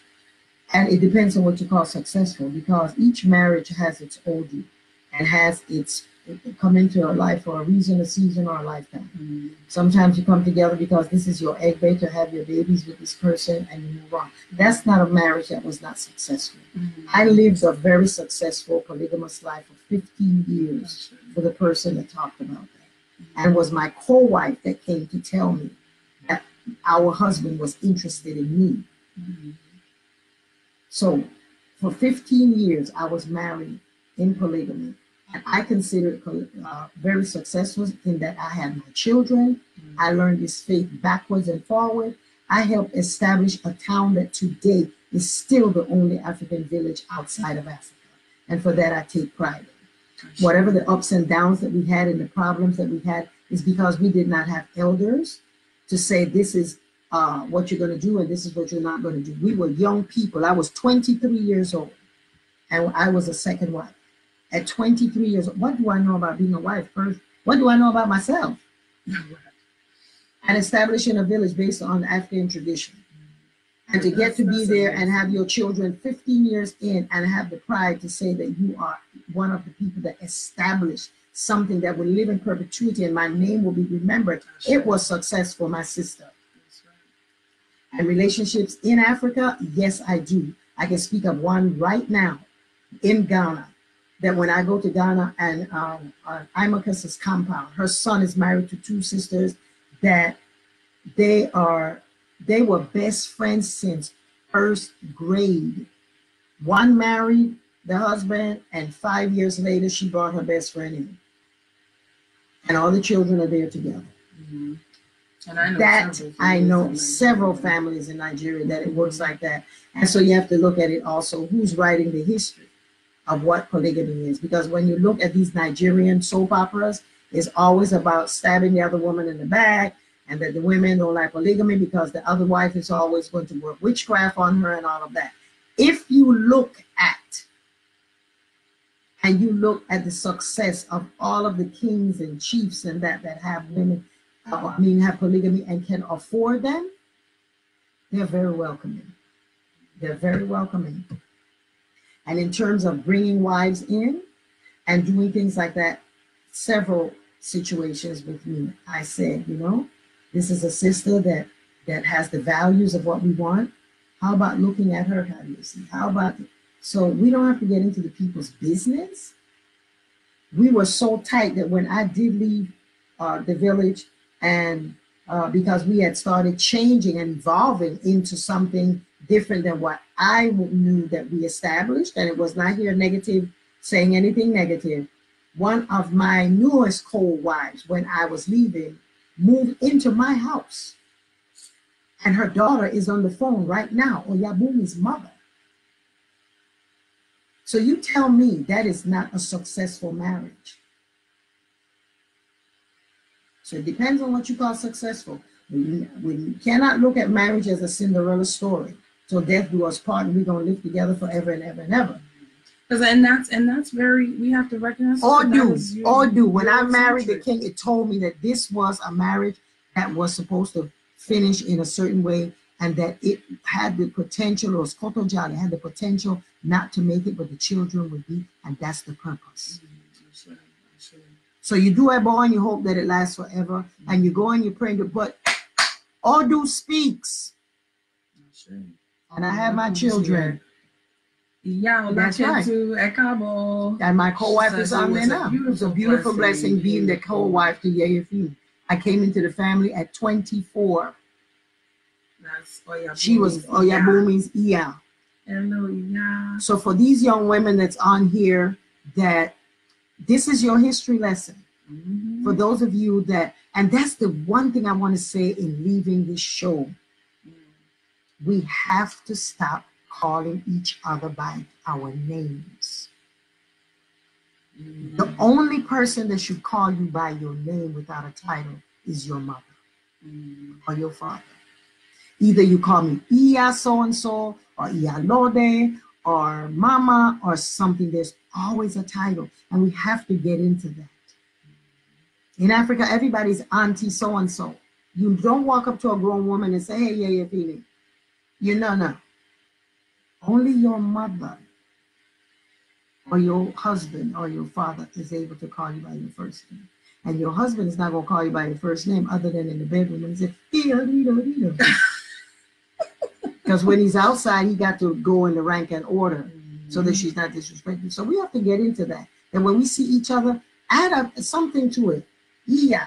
mother, give us a title, Yalosha, something, because I find now that today people are, and they're choosing not to key or do ballet to women, and they making a thing that you can, make it arbitrarily what you want it to be and create it. We got to get back, because this is our ancestors were brilliant, were genius. They created what we have today, and we owe it to them to let them know that we're grateful. That's right. That we know that they were brilliant, and they know what it was like to wake up one morning and you hear your husband next morning say, "Oh." But did they stab her? No. They realized there's more to life than do that. So maybe at that moment she go fold up some sugar cane or something like that to take her mind off of it. You understand? So we know how to survive and how to cope and how to enliven and enrich and bring and to see the bigger picture. The bigger picture. The bigger picture of polygamy is we are building something in common to leave for the children. If we look at it like that, then all of the isms and schisms that we come together with will go out the window. If you know who you are, you can live with anybody. If you can live with your mama, if you had a relationship with your parents, and you had to leave at early age because you felt you were grown. If you can live with that person, then you can live with anybody else because your mama knows you. So if you know you can live wherever you want to go. And, so we have to come and create these institutions because there are men out there. The other day we heard of a woman that, the man doesn't have a job. The woman that he's with is taking care of him. And he's looking for a second wife. Got the nerve to be. I said that they have a connection. What connection do they have? This is somebody else. One is going to pay for his shoes and the other one is going to pay for his clothes. That's all this, and he's getting boogie. No. So we, the elder women, can create that kind of thing. And elder women who have the knowledge, understanding of knowing that we are creating something to leave for the children. Because elder don't mean that you got gray hair. Just because you got gray hair don't mean that you're an elder. You understand? Because as elders, sometimes we are still going through our own evolution. So, we have to look at it for that's what it is. And we're not going to castrate and break down our men. I found my son's wife because I knew that's what was required. And they've been married for over 17 years with 3 children. And every time y'all look on their Nike and his wife, they're talking about, this is my girlfriend. Because the elders know what to look for. That's why the people with money, they know who to marry with who. So it's not about sex. So we need to grow up and decide if we're going to be African all the way, then we need to look at the systems that were established by our ancestors and don't listen to the missionary thing that the first wife is the only one that gets a wedding and the second wife is just a cool whatever. And just as the other person asked about making sure that the laws cover you, y'all write your contract. Write your contract and get it notarized. That's how I do when I do the marriage contracts. And we finish, you get that sucker notarized. So that 10 years after, the passion is gone or whatever, somebody don't roll out. That will keep it. When you know how much you're going to lose, then you understand? So we have to really write our own laws, write our own rules, write the expectation, and heal our men. And I would add that that's important even in monogamy. Because many times we just happen to fall into stuff, not having any idea, not having any real criteria for this is what I'm building in my life. This is not just about boingy boingy, as Yalode put it, but it's about building something. So even when you're talking one partner, do you have a clear idea? Or are you just saying, I want a man? And if you just say, I want a man, he'll show up. Right, he'll show up. He might not be the right one, right? Or I want a woman. We have to be clear about what we want, what we're building. And we also have to have the strength to walk away when we know that someone isn't aligning with that, right? Just because someone wants you doesn't mean that they're for you. So, we have to understand that as well. And it's very, that's deep and important. So to really understand how to relate to each other and to be clear about what we want, what we're trying to establish, and what we're trying to build. Sure. And to take time to develop relationships. Don't do the relationship based on what you see on television. Mm-hmm. In a 30-minute program or 1-hour program, they met, they went to bed, they fell in love, they got married, they had babies. That's not reality. Take the time to become a friend, know their family, if they got great in the family. All of that you have to find out. Investigate. That's what our ancestors did. The women show up, find out all about the family from way down in the other village. We have to ask questions, find out. Spiritually and civilly, Google them. Find out whose friend is whose friend's friend. Find out, and then you get a reading. Don't get the reading every man or every woman that you want to be, you get a reading on it. No, you got to develop a relationship from. You'll have to develop go to get IFA to get the ¿cómo se dice? You get the diagnosis. No, the MRI. The MRI. You're gonna go and get the MRI in the marriage. I don't know why I can't remember that machine. I do it once. But anyway, when you get the MRI in the marriage, you don't want to go get an MRI for everybody that he winked at you or he looked like good or you feel like, ooh, that'd be a nice little MRI up in there. I'd love to get me a little MRI about him. No, it's because they're checking off you say, oh, here's my list. This person meets all these criteria first. Yes. Okay, now I see their husband material, their wife material. Okay, then now we go get the reading. Go get the diagnosis and see what it is. But if they're only checking off the boxes, or if you ain't got no boxes to begin with, there you go. If you don't have any boxes, then there's nothing to check. When you go in the MRI, the machine is gonna say clack clack clack clack clack clack. It'll break down because there's nothing to compute. It's empty. So those are the things we wanted to share today. Oyabumi, is there anything? It cut off because the block talk and the. Oh. So she wanna hear this phone. This is what she's like. So calling this? Mm-hmm. Mm-hmm. Did she continue? Mm-hmm. Yeah, so we were in closing, we want to ask Oyabumi if she had anything else to say. Are you Alafia, you are on the Facebook? Okay, good. And Oyabumi's mother said,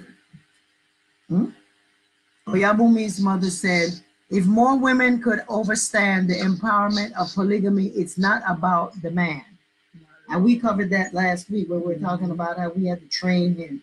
We had to train a brother. And thinking about our, this is one of the brilliances when we talk about African epistemologies, right? This was actually the beginnings of social welfare, if you think about it. Because if only two people are married, if anything happens to one of them, one person's alone.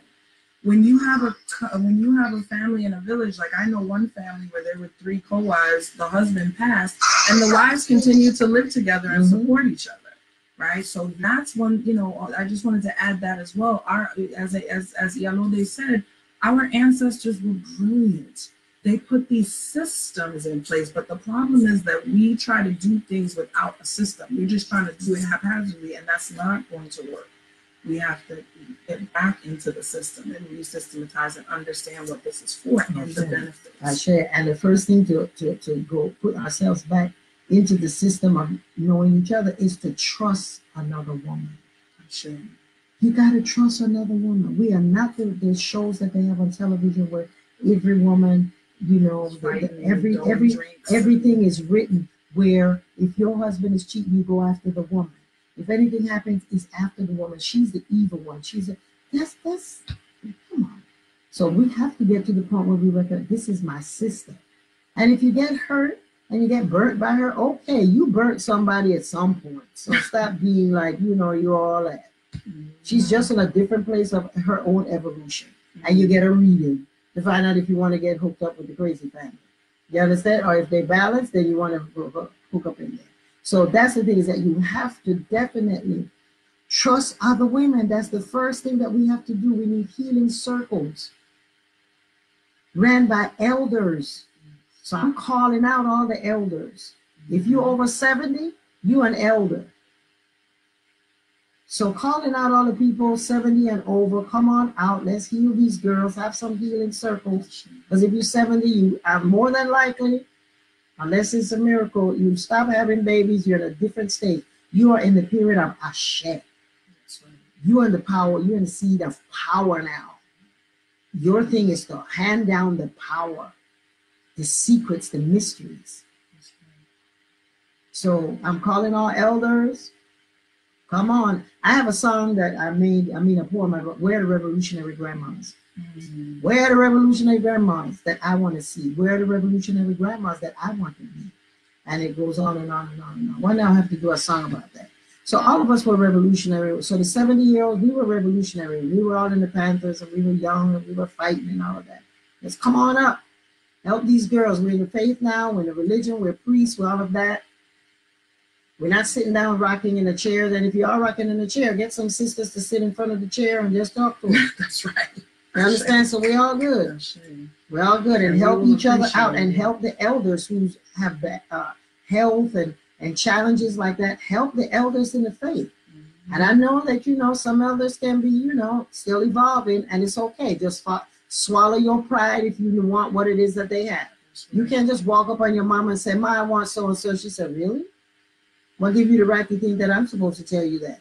So you sit around there and you cook and wash dishes and something slip out and next you know, you got the whole story.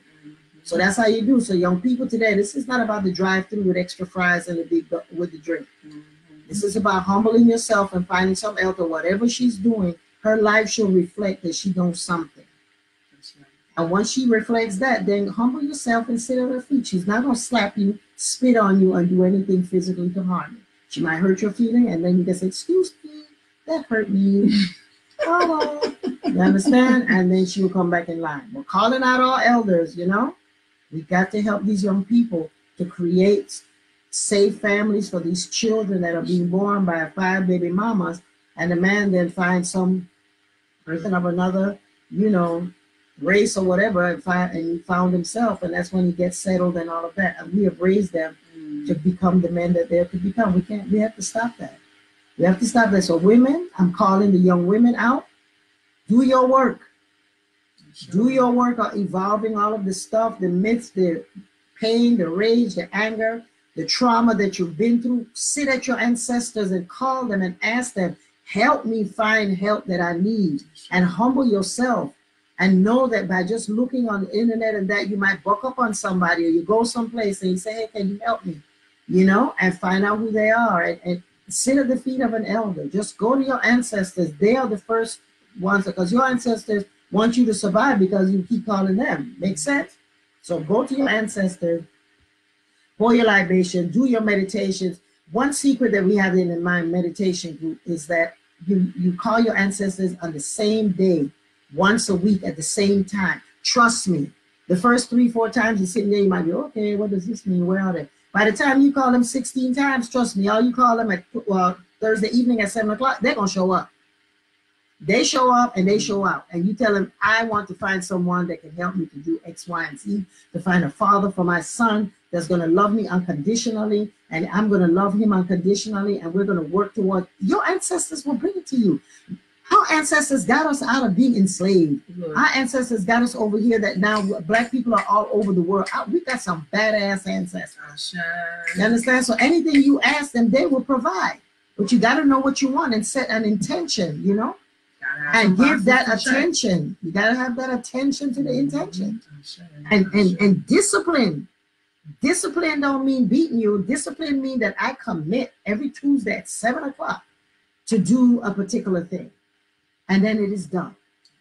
My mediumship training for 3 years, we did not have a mediumship retreat, because by the time we got ready to do it, we didn't have enough people to do the work, but we continue, and I did not give up. And this year we have 9 women going through mediumship training retreat. That's awesome. I didn't give up. It was frustrating. I felt like a failure. And I kept saying, no, I can't do this. We have women who spirits talk to them and they do different things, and people are telling them that, they're weird and strange and all of that. And that's the secret of it. If you sit with your ancestors a particular day at the same time, trust me, they are showing up before you even get there. Monday night, they're ready for Tuesday morning. They're like, what she want this time? Let me give it to her and blow her mind and let her know how good I am. Trust me, by the 16th week that you do that, it works. It works. They'll tell you how to go and deal with people on your job, people in your marriage, how to deal with your children, because you're calling them up and they showing up. So do that, work on yourself. And if you're an elder listening, come on out, sisters. These young people need our help because they're doing marriage on the download. They're doing polygamy and polyandry on the download. And then they have to walk, their children are walking in shame. Yeah, and it's not productive. No, the children are ashamed. Shame instead of family. Yes. Which is what it's supposed to and be. you're doing the natural order of things. It's coupling is normal. There are 4 lobes to Obi. 2 males, 2 females. 2 males, 2 females. And it's coupling. It's coming together. Ashe. Oyabumi, do you have anything in closing? I just want to say I do pray for including me in this conversation. It was a huge learning experience for me. So I do play Yefidi, I do play Dr. Fulayo, I do play to everyone who was tuned in, and I look forward to all of these elders stepping forward, and I look forward to more women coming together into these healing circles. Okay. Okay, so all right, and if you just came in, you got to go back and watch the replay. I'm sure you will enjoy it. Share it. If you learned something today, share it. And I just want to say thank you, Iyalode, and honor you for all of your work. You just exemplify everything that I think is wonderful and beautiful in our traditions. I eagerly sit at your feet. I learn. I'm just grateful for you and for all that you do. So I share, and I do pray to you for doing the work that you're doing as a youngster. Well, I mean, as a young woman, you know, you're doing the work in spite of everything, and you're moving forward, and you're stuck with it, and you've got a beautiful marriage, and you have all of the things that the Orisa is giving you to show other women. You stick with it, you will get all of the honey and the juice out of this faith. You stick with it, and that's all that is. Marriage is a reward. It's a reward, and so. Oshun is giving you a marriage, what? You married, what, 6 months? Marriage, the right marriage, 6 months. 6 months. Of just, you know, of the Orisa saying, job well done. And so you walk in the path. So for that, I just say, I'm so proud of you as a young woman that you continue to do and inspiring women and you're doing your work. They can find you where on Ashe Ire? Yes, AsheIre.com. You can find me there, prayer and meditation every Sunday morning, and lots of other things. So I look forward, and we will. Oh, and definitely, wait a minute now. We almost forgot to tell them to join us in New Orleans if you can. We're going to be down there on April the 19th for the Black Spirit, Black Power Conference. You can find out about that at adrsa.org, and I will post links in the comments. Yes. To all the goodies. We'll post links to Yeye's site if you want more of Iyalode Yeyefini, and I'm sure you want more. She's got classes and videos and just everything. We've got things, and so this is the last thing. It's just women, you know, I don't know, I can't tell you how many women come in my inbox asking me to introduce them to a Baba, right? And it's often new people who don't know, right? So I'm saying now, there are so many of us women out here who are teaching, who are sharing, and we're doing it for you, our sisters, our daughters. So please come be with us, come learn from us. We invite you. Our doors are open. Oyabumi, how can they get in touch with you? Iyalosha? Yes, you can find me on social at Oyabumi on Instagram and Oyabumi Di Rosario on Facebook. I look forward to connecting around all things health, wellness, and nutrition, and growing ourselves and doing our personal work. I share. So we'll put all that information in our comments and that. Yes. And y'all keep looking. Nana Sula, peace. So we're going to close out now by just saying Modupwe for all of the sisters, the brothers, the children, the daughters, the husbands, the co-wives, everyone that's been on here just in support of the work for women. Continue periodically. We'll be doing some other videos and that. Where in the world is your reading?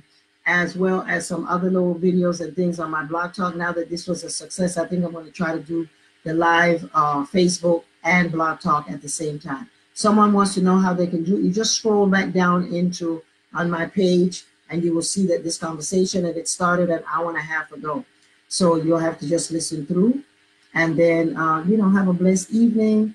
And because I want to speak to y'all about relationships and how to get your relationship with my new aspect of this workshop. Drip, drip, drip, drip, drip, drip. Known as Ibuaye, the goddess of relationships. So everybody ain't ready. But those that's ready. Bam, bam, bam. Okay, so y'all have a blessed evening. Okay, odabo, odabo, odabo, odabo.